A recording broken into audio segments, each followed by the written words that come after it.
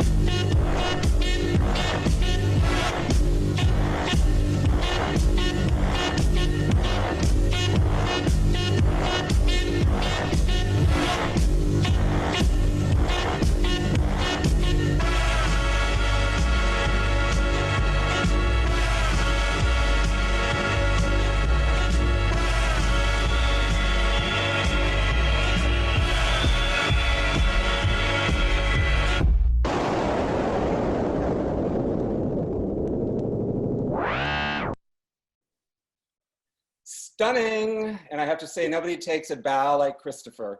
The audience's energy and love during that show was phenomenal. It was so, you had to be there. Team Rogers, welcome everybody. We're absolutely thrilled to have you join us today. And I know our students and all of us at SCAD are enamored with your work, your story, and your vision for the future of fashion. Before we get started though, let's check in with our students with our online poll.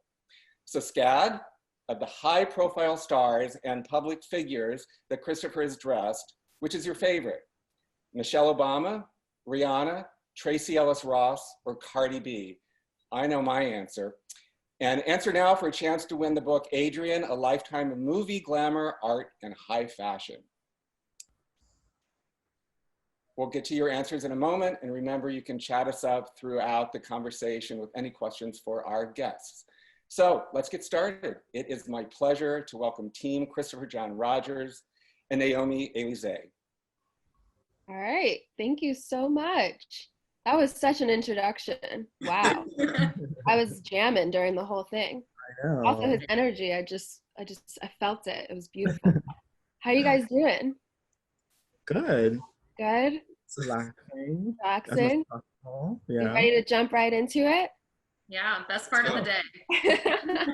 Okay, so it's no secret that you guys all went to SCAD, but what I'm interested in is how and when you guys really cross paths. And maybe Chris, you can jump on in first. Yeah. So it's actually funny because the way that I met everyone is kind of reflective in some ways of like their roles in the company. I met Christina on the first day of drawing class. It was drawing 100, I think. And we sat next to each other and ended up just like talking about fashion and our love of it. And we drew like together in class and everything. She works on the art direction for the brand and works with me on like images and imagery and stuff like that. David, I met him in speech class actually. And he's a great communicator and knows how to sort of translate a lot of my more abstract ideas into physical, tangible work. And I met Alexandra through David because we were friends at the time. And then we ended up having class later, and we took senior together all the way through. So yeah, Best class. he does production. Yeah. Here you are. Who would have thought? Would you guys ever have thought this would have been what would have come from that moment of meeting each other and now being a part of such a major company? No, I mean, I did it. Well, I think not at first, but I think once we realize it, we realize it. And I think I definitely realized that in school. Yeah. For sure, yeah. And Yeah. David, I would love to know one lesson that you've learned while attending SCAD that is still prevalent to your life right now. My path here is very like not normal. I got a screenwriting and playwriting, which is known as dramatic writing at SCAD. I got a degree in that. So my life has taken a lot of different turns. So I would say what I did before I got into SCAD was very interdisciplinary. And that's kind of how I led my life at SCAD, working with a lot of different types of majors, but a lot of different types of people and personalities. I think that's really important, that when you collaborate with people, to find authentic collaboration and to pursue it, but to pursue authentic collaboration with a lot of different types of people working on different types of projects. Because it's always kind of interesting to work with people who are like-minded, because you find that you meet like-minded people that you weren't going to expect, if that made any sense. No, it did. It was beautiful. And Christina, while you were in school, you did multiple internships. How were you able to navigate the fashion industry in order to both find these internships and also have a mentor as well? Yeah, I was really lucky that in school I interned at Giorgio Armani in Lanvin, and I actually got the Armani internship through a family friend. So I was really lucky to have him like help me get my foot in the door, but I knew that if I wanted to build a career and relationships with these people, I really had to prove that like I deserved to be there, and I would show up and I would be the first one there, the last one out. I worked really hard, and that led me to Lanvin. And then my most unexpected mentorship actually came from, I was working full-time in retail at Club Monaco after I graduated, and I was kind of like a downtime. I was like, I just graduated with this degree, like I've been freelancing and interning, but I was working in retail, which wasn't what I wanted to do. And one of the guys I worked with was actually a menswear stylist, and he had worked at Vogue and lots of different publications, and he had a friend who was looking for production assistants for Fashion Week, and she worked at B.F.A, which produces the most amazing shows from Dior to Saint Laurent. And from there, she offered me the position for the week, and it was supposed to be paid. And like 2 days before, she called and she was like, so our budget's been cut and we can't pay you. But I knew it was something I really wanted to do, and I wanted to gain experience. So I did it for free, and I worked harder than the people that were getting paid. And after the fact, I wrote little handwritten thank you notes, because my mom was always like, you have to send a handwritten thank you.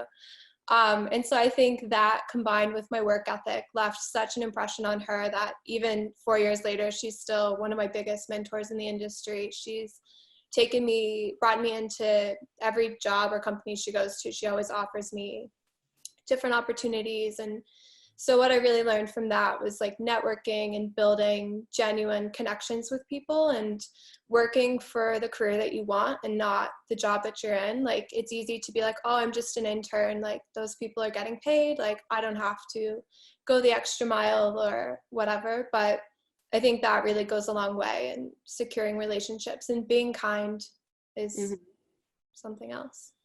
And what about anyone else? Like, how do you maneuver this wild life to find a mentor or have found a mentor? Yeah, I think for me, again, to speak on like work ethic, it's really about taking advantage of the opportunities that you have and showing people that you care and that you're really passionate about what you're doing. During school, the summer before senior year and the summer before junior year, I interned in New York City. And luckily, my parents helped me secure a place here. And without that, I obviously wouldn't have been able to intern for free. And so I didn't have a ton of money to like go out or like shop or like do anything like that. So I was basically just working. And during my free time, I was like, you guys need me to come in like extra? Do you want me to come in on the weekends? Do you want me to come in?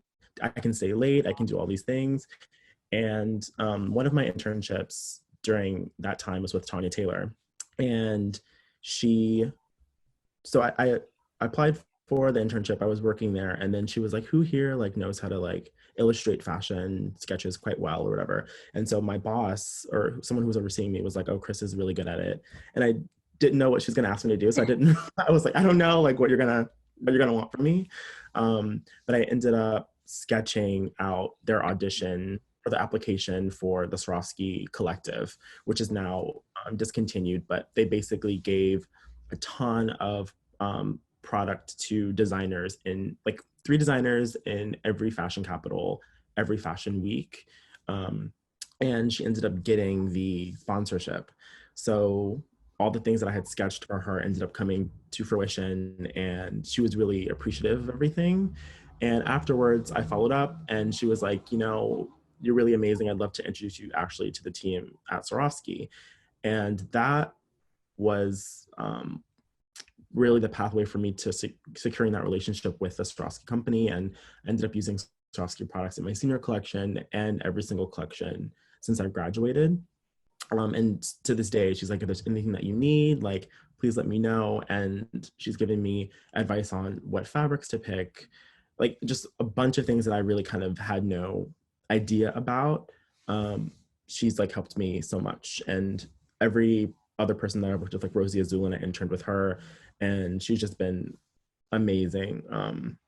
And so you never know who you're actually going to be mentored by, or what people might come across. Yeah. And I guess now, since you guys are kind of getting onto the other side of it, because now people are looking towards you guys for mentorship, how do you approach that, and being on the other side and being there for younger people and being an advocate for them? I kind of think that's something I oversee the interns that come in, and I try and remind everyone all the time that we were like kind of just there. I mean, we only graduated like 4 years, 3 years ago. I don't know. Around that. But it always reminds me how much we looked up to our employers and our internships, and just trying to give back to these kids the same way that we would have wanted to be treated, or like if we had not such a great experience. It's just trying to put out into the universe like what should be out there. Yeah. And Alex, post SCAD, you moved to Rhode Island and took an unpaid internship as well, which led to a full-time job. But why was it important for you to first take on this internship and for a smaller company versus taking the plunge and moving to New York City straight out of college and just being thrown into the industry right then and there? Yeah, so throughout SCAD, I wasn't able to secure an internship until I graduated. I didn't really know. I had majored in fashion design with Christopher, and I didn't know exactly what I wanted to do yet, but I had my plan C was this unpaid internship in Rhode Island, and I had Corey as my teacher then. And I remember being like, oh, I don't know what I want to do. I don't know, like New York like really doesn't sound right to me. And I wanted to do something that was different than my peers, because I knew I would end up in New York, and I knew I would end up wanting to live here for a very long time. And I wasn't ready to like end my adventures like while I could. So she was like, just take the internship. It's basically on the beach. We're gonna have so much fun. And so I did, and it was a production assistant internship, which at SCAD I really didn't even know. Like I knew you designed clothes, but then I guess I never figured out how they got made. So there was this whole world of like this really small company, and at the time there was only like 4 of us. And so I got to see really on hands what a direct-to-consumer custom clothing client relationship looked like.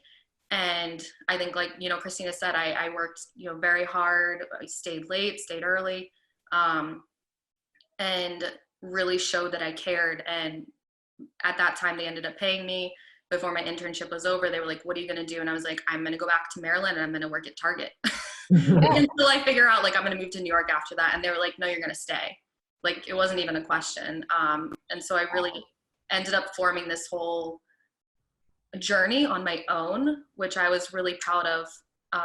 But while this was all happening, CJR was forming because Christina, Chris, and David were all here. So on weekends when we started doing like the first show, or when sewing was happening, I was traveling here on weekends to help out and doing anything I could to still be a part of it from the beginning while doing my own thing. Wow. And that is crazy. That's incredible. It was very time consuming. Very, but worth it. Yeah. Worth it. I mean, that kind of ties into my next question of how you guys worked full-time jobs while you were nurturing and building up CJR. And Christina was at Goop, Alex was at the smaller clothing brand you were talking about, David was at Marc Jacobs, Chris, you were at DVF. What do you feel was the most challenging part in balancing a full-time job while managing this brand that was just blooming out of nowhere? And maybe Christina, you can jump in first. Yeah, there were many different challenges. I mean, we didn't sleep like ever, but also, you know, we all had full-time jobs, and you obviously wanted to show up to work every day, like present and engaged and like contribute something. But then at the same time, you know, we're putting on fashion shows and you're taking off like 2 weeks of work. And luckily we had companies that let us do that. But the turning point really came when we were producing our Spring Summer 20 show, and we were in the CFDA Vogue Fashion Fund. And one day it's like, oh, I have to ask off work because Anna Wintour is coming to our apartment, and like I have to meet her.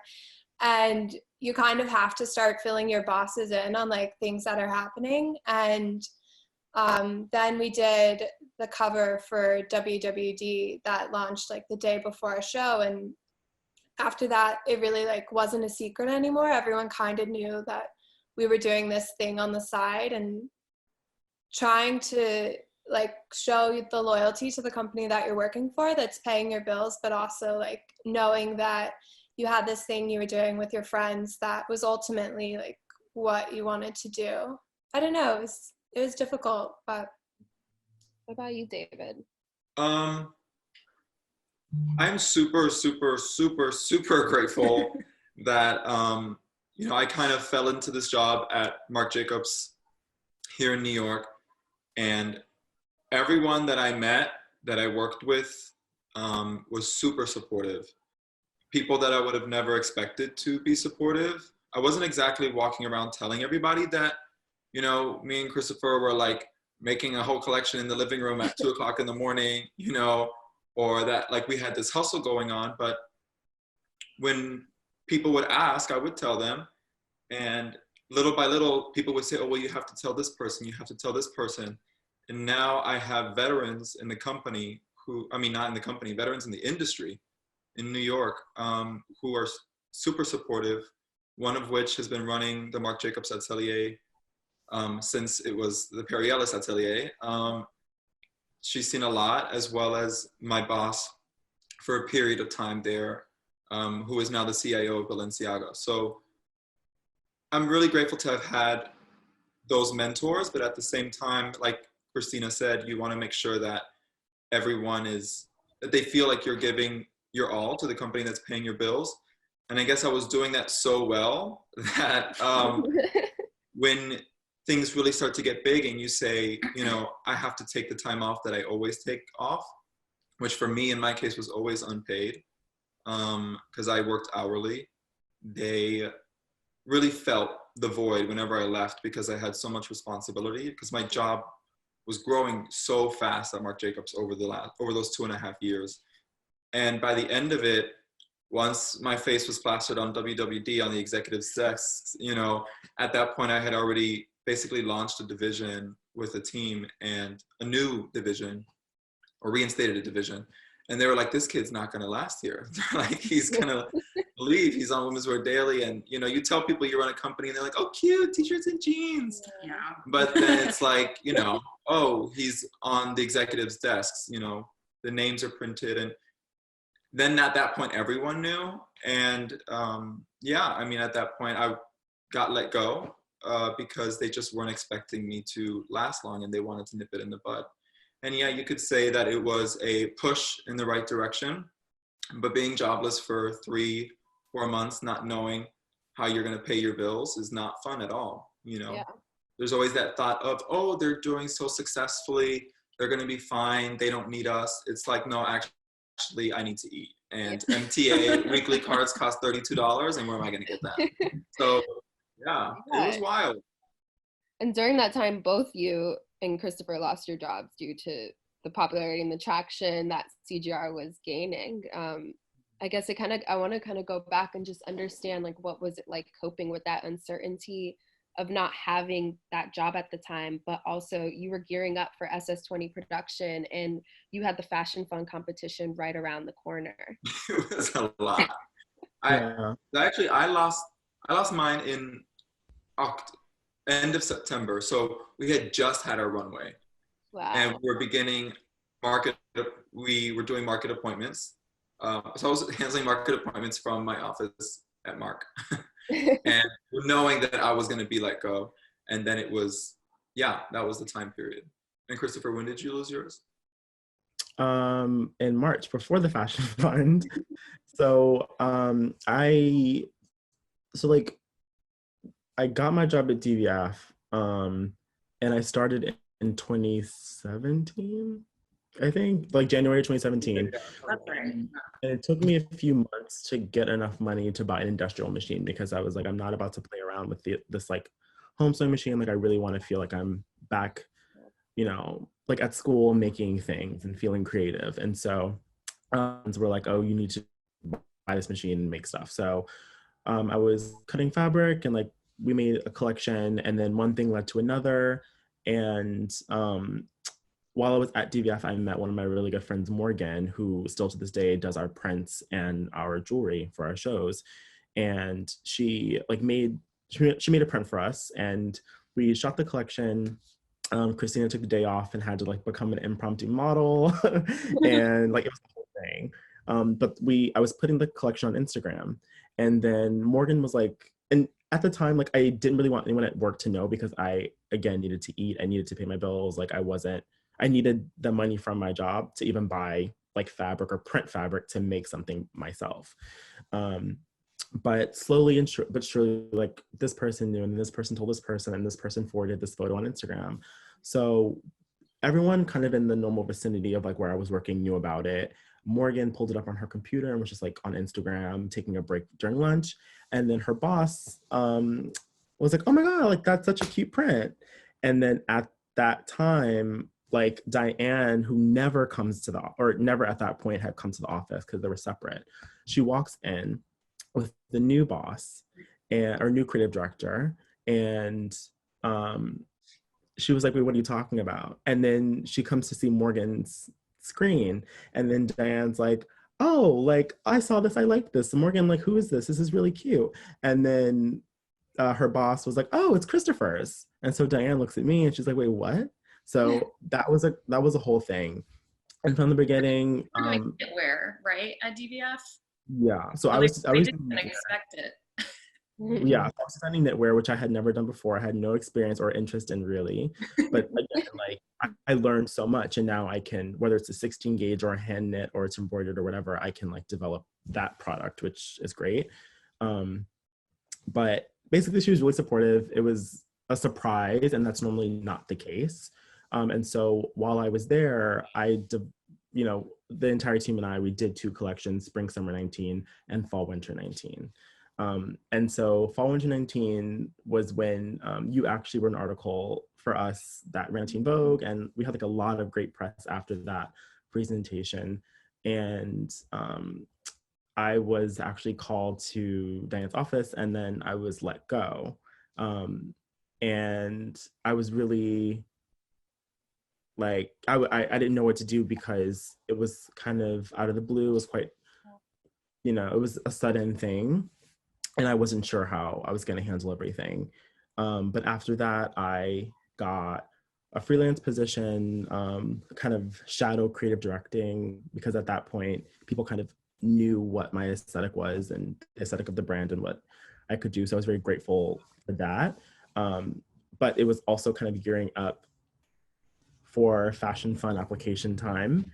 And Christina was like, we need to do this, we need to do this. And then I was like me and everyone else were like, yeah, like we should do it, but like maybe it's not the right time. Like we don't have all the resources that everyone else does. And then she was like, no, we're actually gonna like record this application video 700 million times and you're gonna get it right. And I love that. Yeah, Christina. Thank you. And we applied and we got in, and it was just kind of like, it just kind of happened. So it was really scary not knowing, you know, like for a few months, because I think I was without a job for 3 months. But it was kind of weird not having that uncertain time, but thankfully it worked itself out. I was like emailing everyone like, do you need someone to like do this thing? Yeah. We don't recommend it to just everyone to do that, okay? I just want to make that clear. Yeah. It was not easy. I mean, Yeah. we were like not sleeping for weeks and months on end, you know, like no.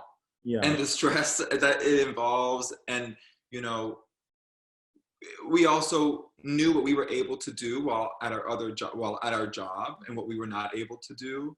We were always mindful of respecting boundaries and very diligent about doing your job when you need to do your job, because paying your bills comes first. But at the end of the day, like, I remember when our apartment had no windows. It was so bad.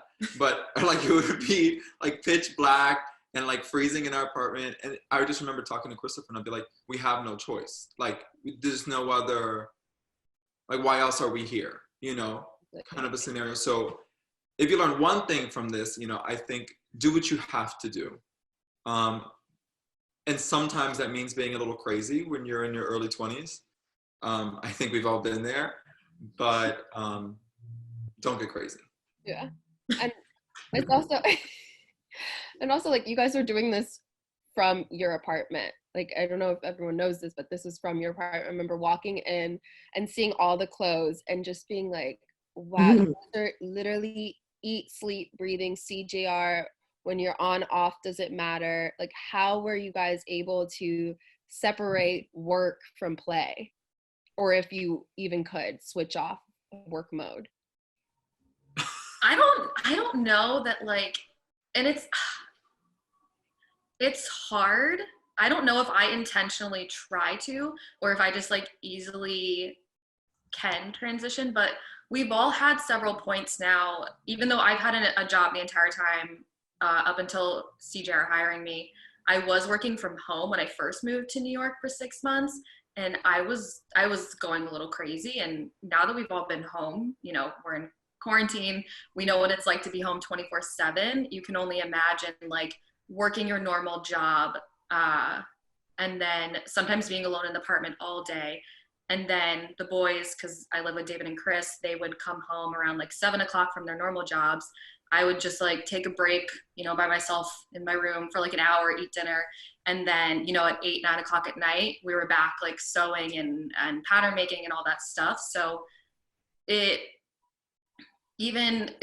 so there wasn't really a separation. And I think as friends, we definitely like do all try and take time apart, and we spend a lot of our day together, and a lot of our friend groups are intermingled, which puts another, you know, layer to it. We're always together. We're always together. So I think that I find it kind of fun, even though I just said what I said. I do find it fun that I'm always around my friends and people I love.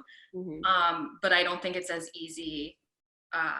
And you know, we all struggle with it at certain points. I don't know if that was helpful at all. We've known each other for a really long time. Yeah, that helps. Yeah. Almost 8 years now. How many? 7? 8. Wow. 8 years. I don't know. No. 7, 8. Well, yeah, 4 years of college and 4 years of being here. So yeah. Wow. We're getting old. Look at the growth. Yeah. Okay, so fast forward to November 4th of last year, you find out you win the Fashion Fund, and security of knowing that you have a cash prize to put towards your business, mentorship from a CFDA member, as well as coverage in American Vogue. What was the most meaningful part of winning the Fashion Fund for you guys? And whoever wants to take it can go. Yeah, for me, it just meant that we could actually really do this. Mm-hmm. And it wouldn't have to, it would no longer, it would be a different kind of like struggle and hard work. Because at the beginning I had like no personal savings. Like everything that I had for my paycheck was either rent, food, or fabric for a next collection.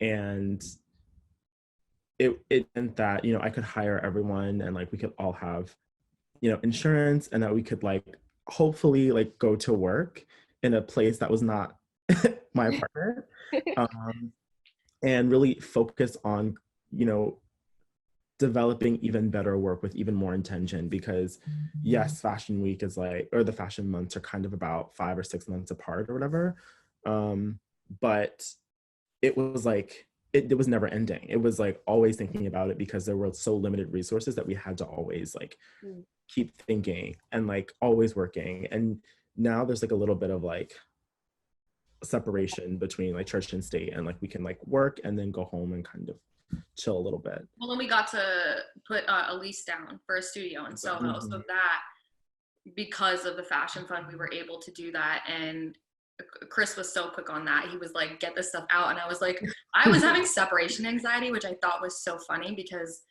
I was like, no, we live with the clothes. Like, we can't let them go anywhere. Yeah. Like, it's crazy. But that was like a big part of it as well. Having a real studio. Yeah. I know. I was reading the Teen Vogue article that I wrote for the interview from the first, not the first, but the second presentation. And the last question I asked was, what do you want for CJR in the next like year? And Christopher said a studio. And so look at that. Within less than a year, you made that happen, guys. That's insane. Crazy. And also to dress Michelle Obama, which y'all did too. So yeah. That was also crazy. Speaking of, I guess we can add a little fun and do who has been your favorite to dress so far? And then I'll release the poll answer to see who everyone else loves. For me, I think I'd say Michelle, probably, because I think she means the most to me in terms of like her complexity and her accomplishment and her progressiveness. Like, I think everything about her is like a CJR girl, or CJR squirrel, rather. She knows who she is. Like, just because she's in the position that she's in doesn't mean she's any less adventurous with how she dresses. It doesn't make her any less intelligent. It doesn't make her any less funny. In fact, what she wears heightens all of those things. And I think that she's just amazing. And yeah, it was great. Yeah, we make a lot of like really fanciful, we make fashion, for lack of a better, word. That's why we're in it. I think that's the only reason why we work so hard and we're so grateful, is because we make really spectacular things. But to have someone like Michelle Obama, who is like the face of, for us, like a face of hope and pragmatism and self-assurance, and to where the brand was like, we make fancy things, but it's grounded, and here's a really, really intelligent, powerful woman who also believes in the brand. And we owe that in great part to Meredith Coupe as well. And I think on the other side of the CJR squirrel spectrum, I think it was really a great opportunity to dress Lil Nas. He's so young and so much was changing in his life at that time. And to be a part of someone's early stages in their career kind of reflected us. And we took a lot of what I would say are big risks with dressing him while working with his stylist Hodo Musa. And we went for a loud print, we went for a loud shape. And here is a queer Black musician, deciding that that's how he wanted to present himself to the world and not be put in a box. And that was a really, I think, exemplary moment, along with Michelle Obama, of what it means to take hold of your image and your place in the world. What about you guys? Christina, Alex? I think for me, I always enjoy seeing Tracy in the clothes. She's someone who's been wearing us since our third collection, so our first presentation in New York. And she really represents like who the CJR woman is, and I love seeing her every time, so. Same. I get Well, well, what were you think I was going to say? Lizzo. I was going to, well, okay. So I was going to say great. Lizzo because love. Yeah. But I just came up with a new one. So I love seeing the girls in something like I personally made and like Chris designed and we all worked on together. So like Zendaya wearing like the big yellow ruffle gown, like that's actually had a few moments I was excited about, but like it's really cool to like see like something like I physically had come about beyond these people, and it's like they have to remind me sometimes. I'm like, oh yeah, and then I'm like, wait, I like actually, we did that. Yeah, it's crazy. I did that. First time was wild. I mean, that was Priyanka Chopra, who's like probably like one of the biggest Indian actresses of the world. Yeah, it's like, huh? Yeah. Which means like 1 billion people saw her in that dress already. Exactly. No one knows who I am, so. The poll, everyone's answer was for Miss Bad Gal Riri. Oh, really? Wow. Which that was, if I could say like a little, that was hilarious. really quick, like anecdote. So I was, so at this point I was like mentally already on my way out of Mark, but I was I was in a conference meeting, and I was so over it. I'm like, why are we in this meeting? And I was on my phone. Don't do this. I was on my phone, and I was like on Instagram, and on the Explore page, all I see is I don't know, my neighbors are yelling. I see a video clip, like smack dab in the middle of my Explore page, a video clip of all of these people like in gray and black at an airport, and this bright ass orange woman just walking through, and I was like, this is Rihanna. Oh my God. And I just started giggling, and I just knew that she was wearing this because a week and a half prior, I had to go run to Rock Nation to go drop off the dress. So I was like, bitch, she wore the dress. And I just put it down, and I think that was like the moment that I was like, oh, this is all gonna change. Like, I'm not gonna be here for much longer. You're like, this is about to be That next was really level. cool. Yeah. Oh my God. That's my favorite Cool. moment. And it was just like a little like I just knew that I wanted that color in like a little slim silhouette. It wasn't even meant to be like a statement or anything. And so, because it's quite a simple dress, just the fabric is quite amazing. And so I was just like, oh, like one of our friends that helps us, I was like, oh, can you sew this like in a day? And it was the day before the show. He was like, oh yeah, no problem, I'll do it. So he sewed it, and then they like requested it. And then I was scrolling through, like David, I was scrolling through Instagram, and then someone posted a meme using that video. And I was like, oh, that's funny, ha ha ha. And then I was like, wait, I was like, is that our dress? Because like the same way that like everyone else finds out, like sometimes we sometimes we get an email and they're like, oh, here's a sneak preview, but like most of the time I'm on Chris's Instagram and I'm like, okay, like wearing it, it's cool, because we find out sometimes just as everyone else. Yeah. Wow.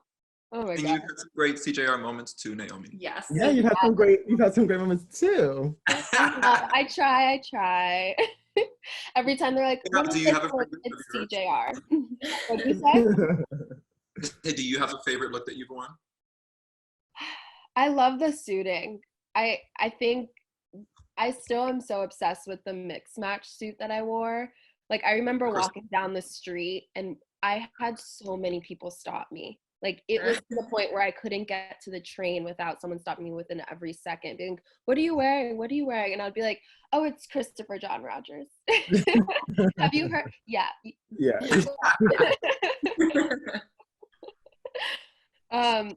Quickly, Chris, your introduction to design was through creating costumes for comic book characters, and you gain inspiration from garbage bags, inanimate objects, fabrics that other designers would deem unusable. It seems experimentation is what shaped your design process, and what I would like to know is, what is the most unusual thing you've ever been inspired by?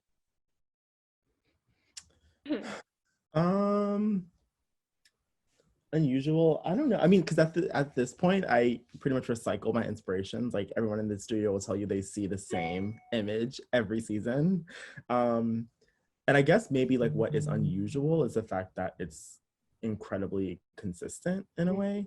Like every season I'm not trying to like reinvent what CGR is, or like, oh, last season was all like dark, this season is all like pastel. It's like not about opposites or trying to be shocking.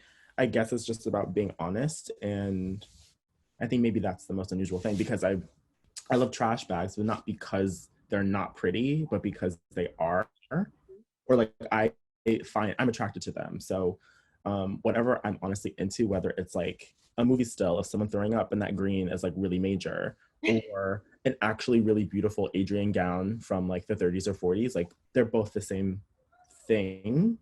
It's like an image, or there's like some shape of thing that is really important to me, whether or not it's important to anyone else. And so I guess that's Nice. the most unusual thing. I love that. And I also wanted to touch upon, because we all know what's happening with the coronavirus, and the fashion industry is just taking a huge hit. And brands, no matter how big or small, are just struggling to stay afloat during this time.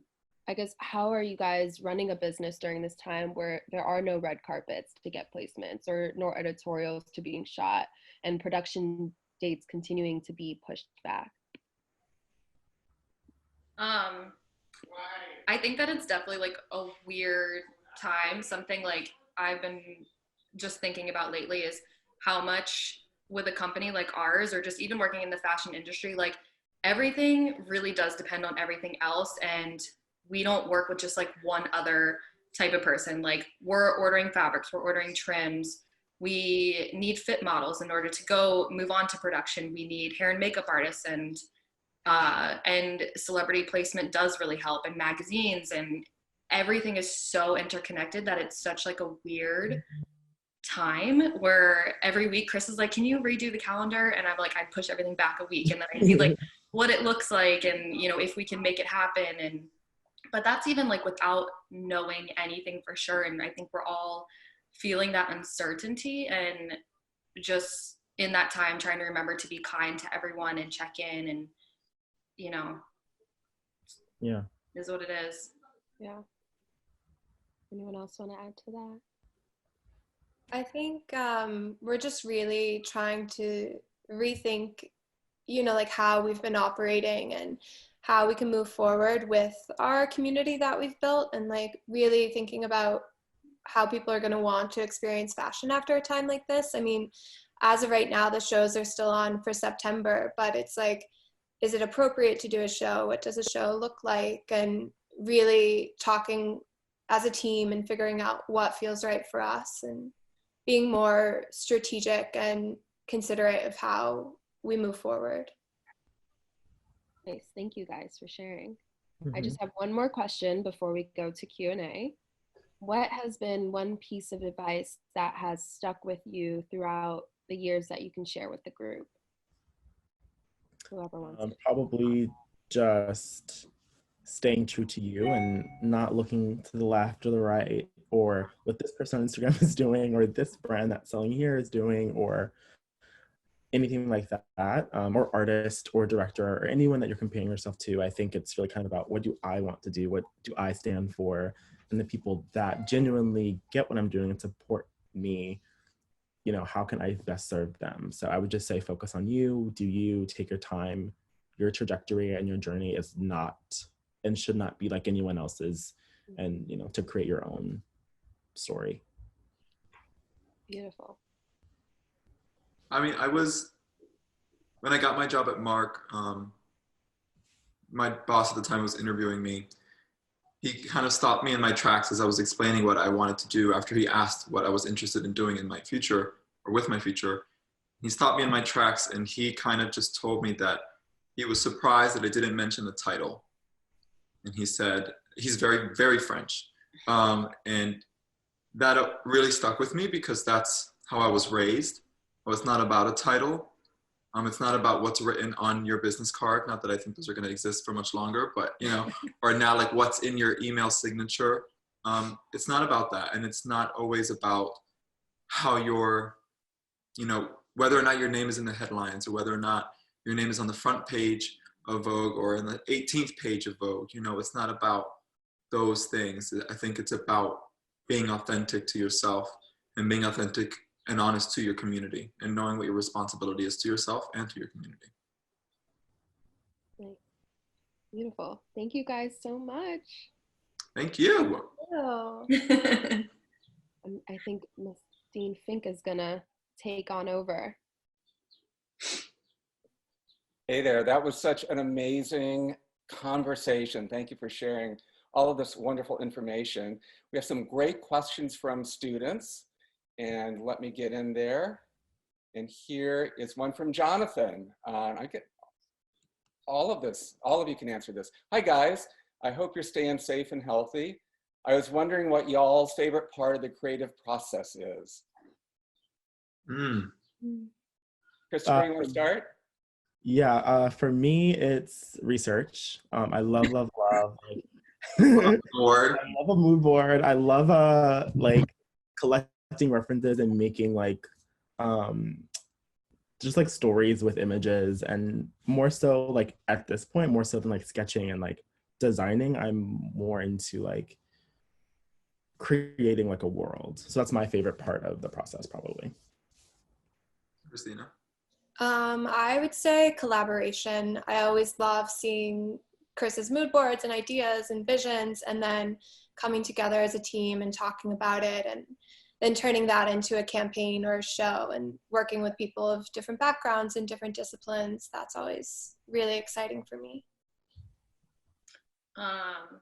Well, I think my favorite part of last season, at least for me, I don't know if it'll happen again, but it was seeing, we finally got to do production runs because we had our clothes on Net-a-Porter, and to go from seeing like one of something to like an entire rack was so cool to me, and I can't explain that, but that was my favorite. That is fun. In terms of the creative process, I'd say probably I like fixing things or figuring out how things work. So seeing it kind of like a formula, a math formula or chemistry, where Chris has like these 5 disparate ideas, trying to find the things that need to lie in between to make them work, or find out how something needs to close, how something needs to open, trim.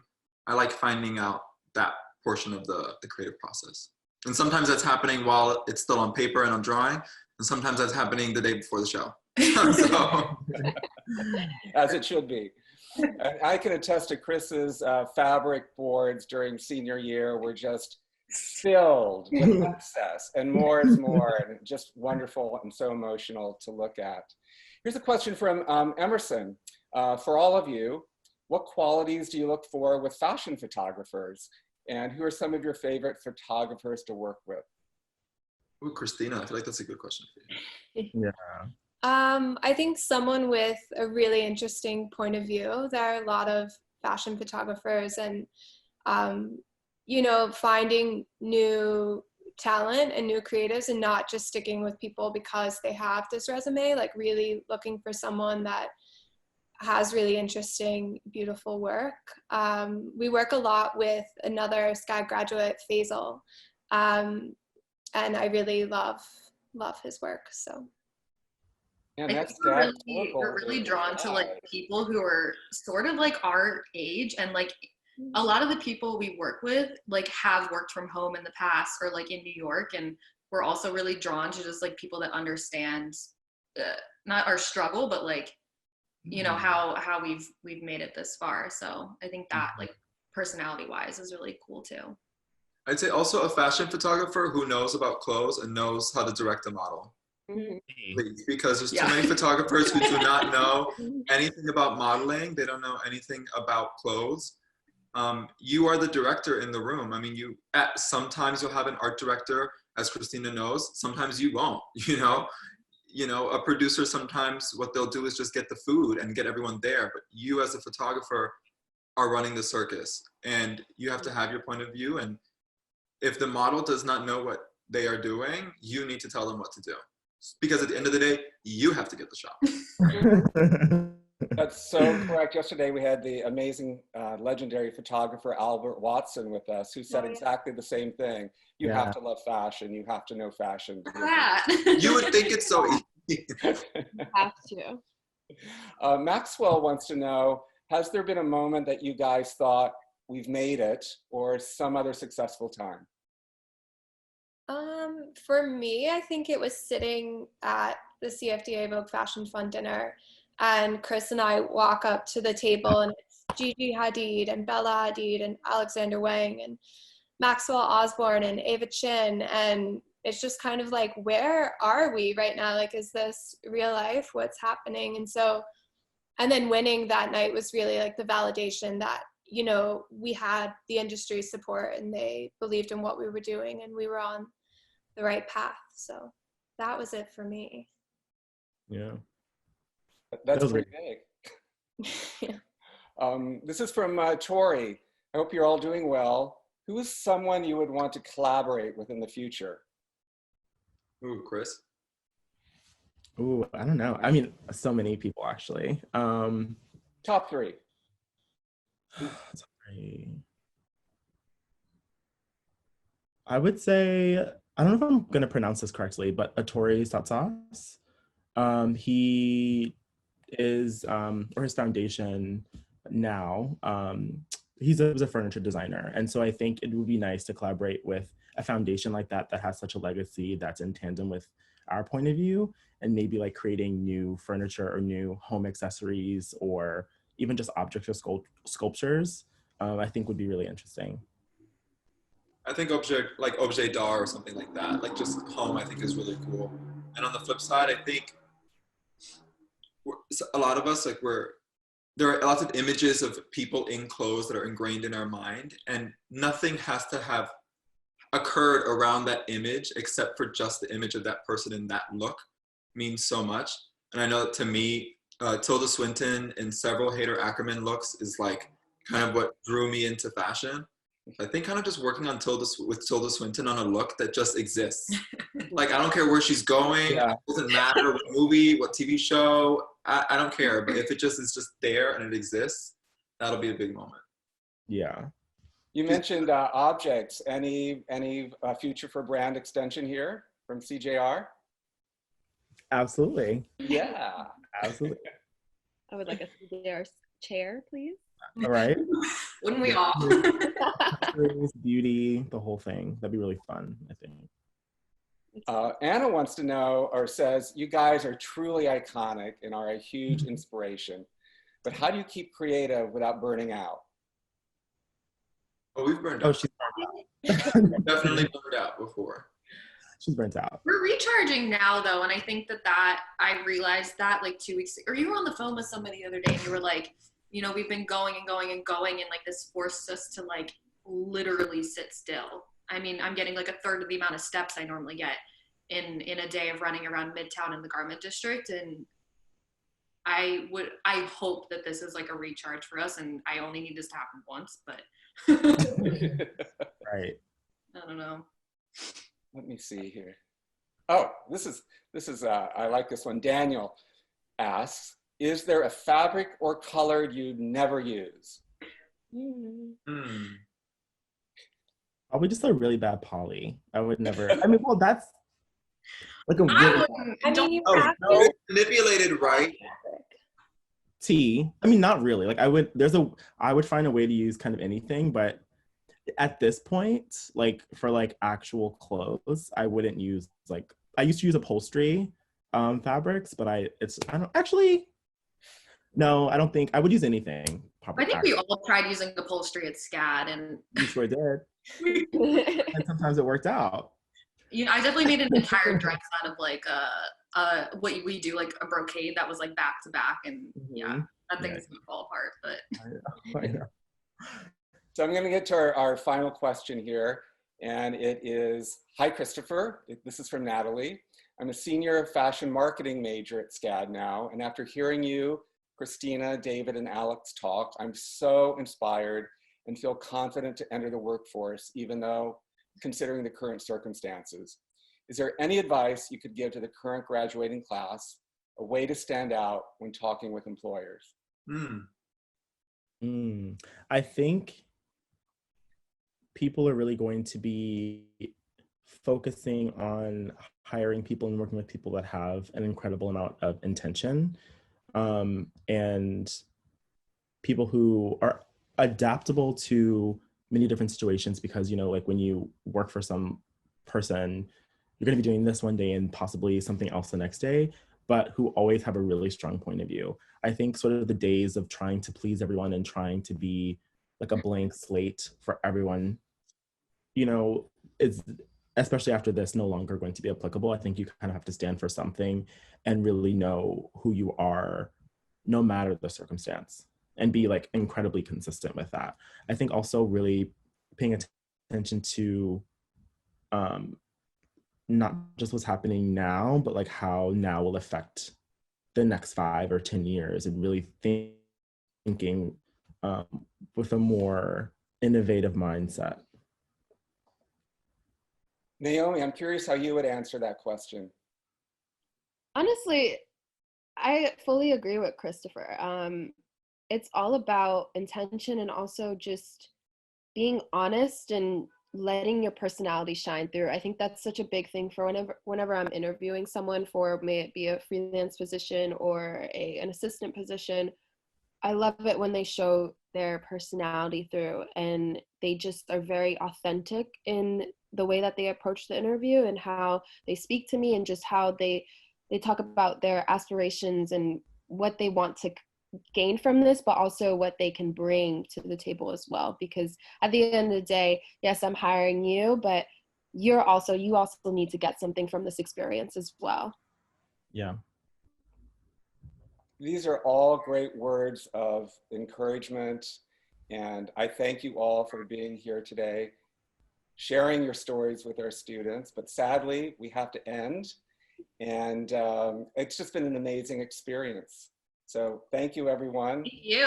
Thank you so much. So fun. Thank you, And Dean. thank you, students, for joining us. Stay Yeah, tuned for more guests in Gusto each week throughout the quarter, and be sure to catch a powerhouse panel tomorrow at 2 with the costume designers for Grown-ish, Pose, and American Horror Story. Won't want to miss that. Oh, Wow. And one last thing, check out SCAD Daily Fitness. We got to keep those bodies healthy. Monday through Thursday, 6 p.m. workouts, and Fridays and Saturdays at noon. So everyone be well, take care of yourselves, and we'll see you next time for Guests and Gusto. Bye, guys. Bye.